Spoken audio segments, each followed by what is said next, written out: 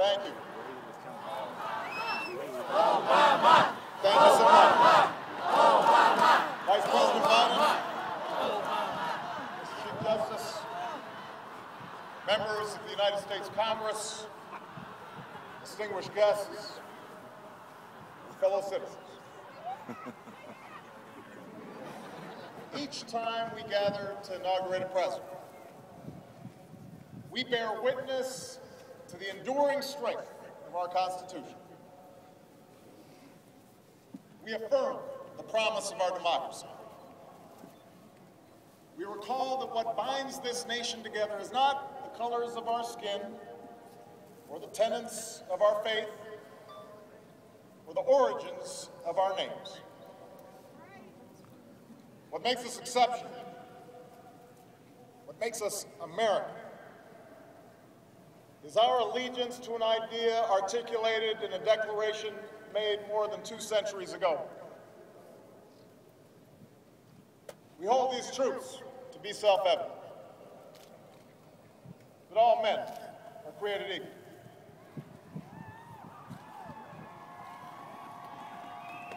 That they are endowed by their Creator with certain unalienable rights. And among these are life, liberty, the pursuit of happiness. Today, we continue a never-ending journey to bridge the meaning of those words with the realities of our time. For history tells us that while these truths may be self-evident, they have never been self-executed. That while freedom is a gift from God, it must be secured by His people here on earth. The patriots of 1776 did not fight to replace the tyranny of a king with the privileges of a few or the rule of a mob. They gave to us a republic, a government of and by and for the people, entrusting each generation to keep safe our founding creed. For more than 200 years we have. Through blood drawn by lash and blood drawn by sword, we learned that no union founded on the principles of liberty and equality could survive half slave and half free. We made ourselves anew and vowed to move forward together. Together we determined that a modern economy requires railroads and highways to speed travel and commerce, schools and colleges to train our workers. Together we discovered that a free market only thrives when there are rules to ensure competition and fair play. Together we resolved that a great nation must care for the vulnerable and protect its people from life's worst hazards and misfortune. Through it all, we have never relinquished our skepticism of central authority, nor have we succumbed to the fiction that all society's ills can be cured through government alone. Our celebration of initiative and enterprise, our insistence on hard work and personal responsibility, these are constants in our character. We have always understood that when times change, so must we.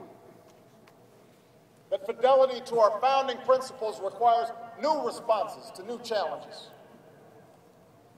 That preserving our individual freedoms ultimately requires collective action. For the American people can no more meet the demands of today's world by acting alone than American soldiers could have met the forces of fascism or communism with muskets and militias. No single person can train all the math and science teachers we'll need to equip our children for the future, or build the roads and networks and research labs that will bring new jobs and businesses to our shores. Now, more than ever, we must do these things together, as one nation and one people.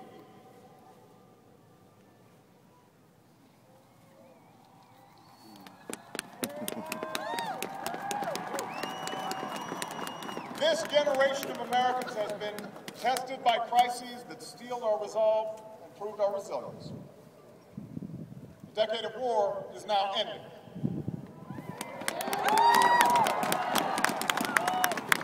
An economic recovery has begun. America's possibilities are limitless, for we possess all the qualities that this world without boundaries demands. Youth and drive, diversity and openness, an endless capacity for risk, and a gift for reinvention. My fellow Americans, we are made for this moment, and we will seize it so long as we seize it together.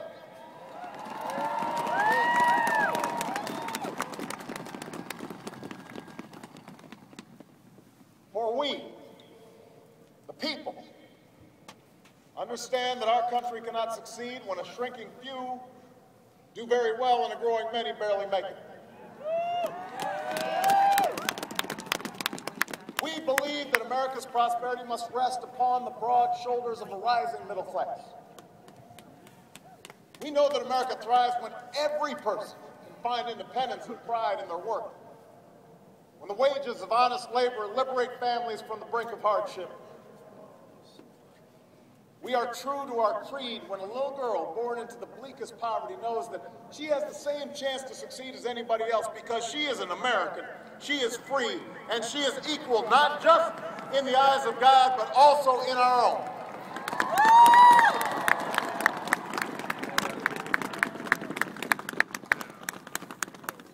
We understand that outworn programs are inadequate to the needs of our time. So we must harness new ideas and technology to remake our government, revamp our tax code, reform our schools, and empower our citizens with the skills they need to work harder, learn more, reach higher. But while the means will change, our purpose endures. A nation that rewards the effort and determination of every single American. That is what this moment requires. That is what will give real meaning to our creed. We, the people, still believe that every citizen deserves a basic measure of security and dignity. We must make the hard choices to reduce the cost of health care and the size of our deficit. But we reject the belief that America must choose between caring for the generation that built this country and investing in the generation that will build its future.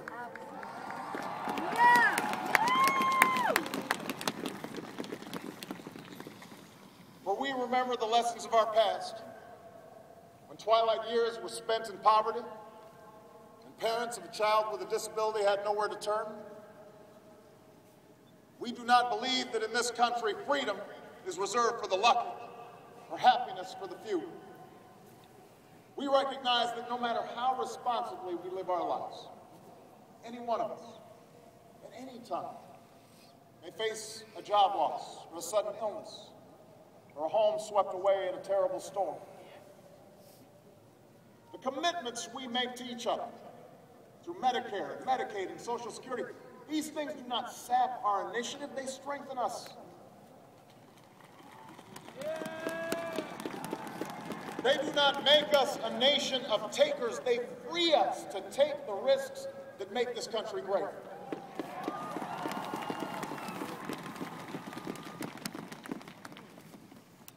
We, the people, still believe that our obligations as Americans are not just to ourselves, but to all posterity. We will respond to the threat of climate change, knowing that the failure to do so would betray our children and future generations.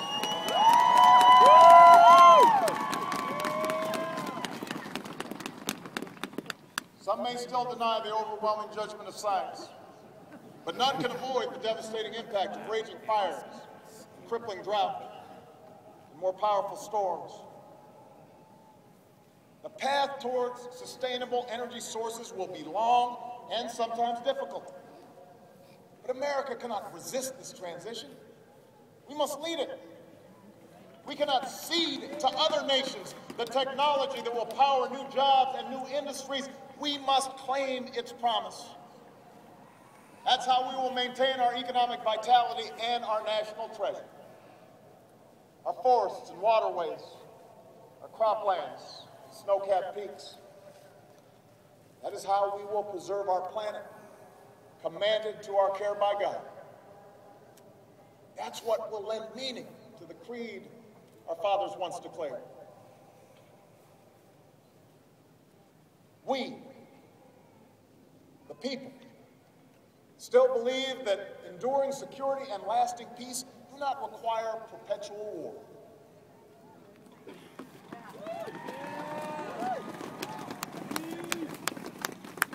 Our brave men and women in uniform, tempered by the flames of battle, are unmatched in skill and courage. Our citizens, seared by the memory of those we have lost, know too well the price that is paid for liberty. The knowledge of their sacrifice will keep us forever vigilant against those who would do us harm. But we are also heirs to those who won the peace and not just the war, who turned sworn enemies into the surest of friends, and we must carry those lessons into this time as well. We will defend our people and uphold our values through strength of arms and the rule of law. We will show the courage to try and resolve our differences with other nations peacefully, not because we are naive about the dangers we face, but because engagement can more durably lift suspicion and fear. America will remain the anchor of strong alliances in every corner of the globe. And we will renew those institutions that extend our capacity to manage crisis abroad. For no one has a greater stake in a peaceful world than its most powerful nation. We will support democracy from Asia to Africa, from the Americas to the Middle East, because our interests and our conscience compel us to act on behalf of those who long for freedom. And we must be a source of hope to the poor, the sick, the marginalized, the victims of prejudice, not out of mere charity, but because peace in our time requires the constant advance of those principles that our common creed describes: tolerance and opportunity, human dignity, and justice. We, the people, declare today that the most evident of truths, that all of us are created equal, is the star that guides us still. Just as it guided our forebears through Seneca Falls and Selma and Stonewall, just as it guided all those men and women, sung and unsung, who left footprints along this great mall, to hear a preacher say that we cannot walk alone, to hear a king proclaim that our individual freedom is inextricably bound to the freedom of every soul on earth.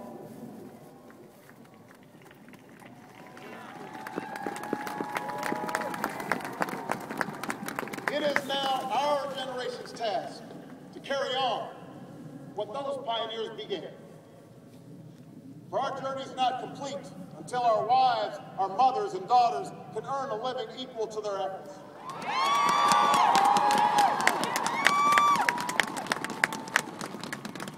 Our journey is not complete until our gay brothers and sisters are treated like anyone else under the law. If we are truly created equal, then surely the love we commit to one another must be equal as well.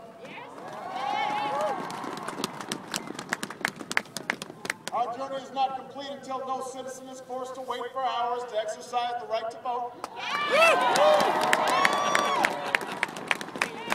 Our journey is not complete until we find a better way to welcome the striving, hopeful immigrants who still see America as a land of opportunity. Until bright young students and engineers are enlisted in our workforce rather than expelled from our country.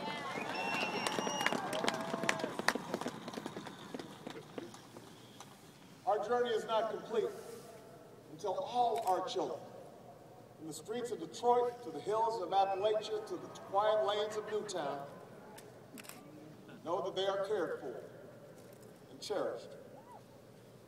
and always say from heart. That is our generation's task. To make these words, these rights, these values of life and liberty and the pursuit of happiness real for every American. Being true to our founding documents does not require us to agree on every contour of life. It does not mean we all define liberty in exactly the same way or follow the same precise path to happiness. Progress does not compel us to settle centuries-long debates about the role of government for all time, but it does require us to act in our time.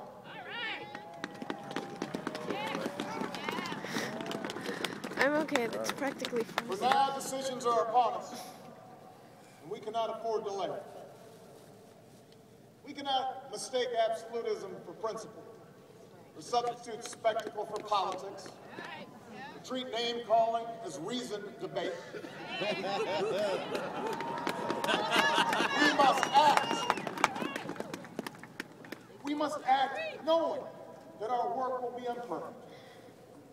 We must act knowing that today's victories will be only partial, and that it will be up to those who stand here in 4 years, and 40 years, and 400 years hence to advance the timeless spirit once conferred to us in a spare Philadelphia hall.